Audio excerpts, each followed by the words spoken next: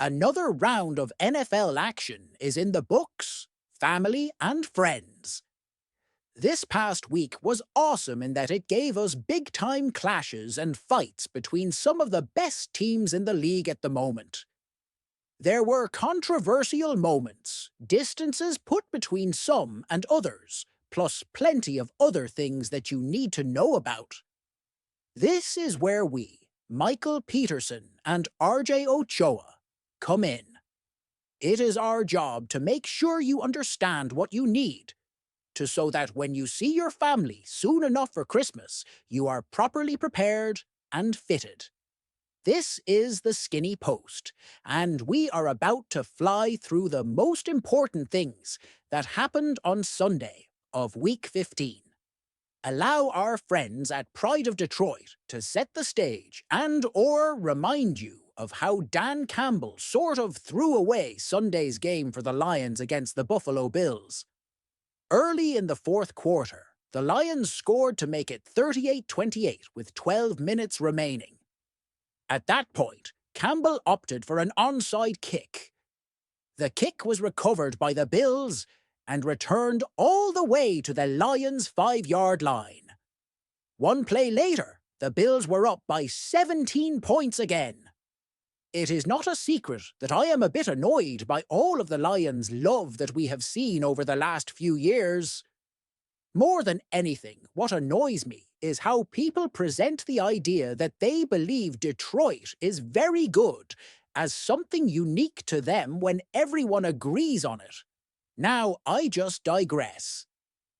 All of that said, I think people are way too quick to overreact on Dan Campbell aggression in several instances.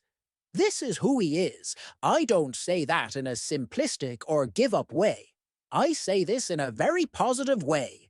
I disagree with this specific decision, but I would be more than comfortable living and dying on this particular sword's edge than being afraid and tentative all of the time. I do believe that no matter how successful a coach is for a franchise, they're still not above criticism when it's warranted. However, what Campbell has done for the Lions is so beyond insane in terms of how fast the turnaround was to becoming one of the best 3 teams in the NFL that I believe he deserves the largest amount of grace outside of someone like Andy Reid. At the same time, the decision to go for an onside kick at that point in the game is something I would have expected Brandon Staley to do when he was at the helm of the Chargers. Staley was so efficient on his fourth down decisions in his first year, and when they started biting the team in the rear too often, he began to roll the dice less, and then even when he did, it was usually a very poor play call or execution. This is what this moment felt like to me. But come on, Lions fans, this guy is the reason you all finally shook off the residual depression from the 0-16 season. He's probably the reason you all enjoy football season again. You got to this point with Dan Campbell. I think an occasional blunder is part of football, and it's definitely not unique to your head coach. The Colts were leading the Broncos early in their game on Sunday 13-7 after Bo Nix was intercepted for the second time in the first half.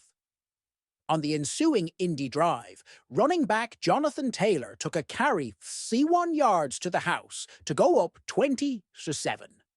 Just before Taylor crossed the goal line, he did the unthinkable.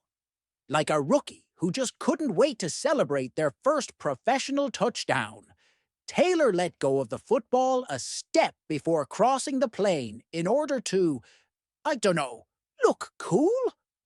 I truly don't understand what the thought process is behind doing this, aside from some kind of aesthetics that truly no one cares about. It's not setting a good example for the younger generation, and it's certainly not doing your own team any favors. Oh yeah, and the Broncos went on to win 31-13 because the Colts couldn't find any points after the mishap. That's a bad beat if I have ever seen one. There are some things in football, the NFL, or life at large that are completely out of our control. We can all reckon with that. This is one of those things that is completely and totally within someone's control. Following the game and blunder, Taylor mentioned how this will never happen again. Yeah, I believe that. You know why? Because it is a controllable thing. It is insane how this continues to be a thing. You would think that when someone did it 30 years ago, or something that it would be drilled into people from their first experience of playing football. I have nothing but second-hand embarrassment for anyone involved. I'd say that we all feel pretty confident that the NFC North is going to send every team save the Chicago Bears to the playoffs. Agreed? Agreed. The two teams who do not wind up winning the division will in all likelihood take the top two wildcard spots in the NFC, which opens up the third spot to some debate. Currently, the Washington Commanders have it with a 9-5 record, and the Seattle Seahawks gave them a bit more breathing room with their loss on Sunday night. Seattle is 8-6. The Arizona Cardinals are 7-7. Atlanta enters Monday night at 6-7. Both San Francisco and Dallas are 6-8. It feels difficult to see a world where this isn't Washington's. I suppose if I have to pick a different team, that I would think it's the team who plays in Washington in the Seahawks. But Geno Smith's status certainly casts a shadow over that potential. The Detroit Lions' injury-plagued season took yet another turn for the worse in Week 15, as Dan Campbell's squad saw several players go down against the Buffalo Bills. Chief among them was veteran running back David Montgomery, who's now out for the season after suffering a tear in his MCL. Now, the primary focus is on how Detroit replaces such an important cog in its offense. There's several notable names still available in free agency, and the Lions could poach a player from another team's practice squad as well to help fill that hole. Surely Campbell and co. would like to add someone who has some familiarity with the Motor City, though, especially with there being little time to adjust being the playoffs. As it turns out, one former Lions RB has commented on the possibility of a return in the wake of Montgomery's injury. One Detroit fan reached out to running back and 2018 second-round pick Kerryon Johnson after the Montgomery news to see how the RB's knees are feeling. Johnson then responded with a link to a recent Pepsi ad where several NFL stars of the past, including Tom Brady, Randy Moss, and Jerry Rice, decide to unretire and get back on the field.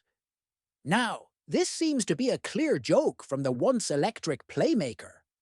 Struggles with the Lions, coupled with his previously mentioned knee troubles, prevented Johnson from a long NFL career. He ended up playing only 4 pro seasons, and his last NFL appearance came all the way back in 2021 for the San Francisco. That being said, it's amazing to see Johnson wants to help out Detroit in a time of need. He'll likely just have to do that from afar. However, as the current Director of Player Development at the University of South Alabama, is busy preparing for a busy winter in college football after the Lions went just 3-8 this year. In the near term, it appears Campbell's coaching staff is looking internally to fill the void left by Montgomery. He recently noted this is the moment stud young back Jahmyr Gibbs has been prepared for since the team drafted him.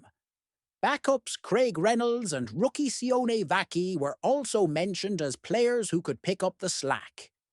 It'd be no surprise if the Lions do bring in someone a bit more accomplished than Reynolds and Vaki just to fortify the depth behind Gibbs heading into the postseason. But just don't expect that to be Johnson.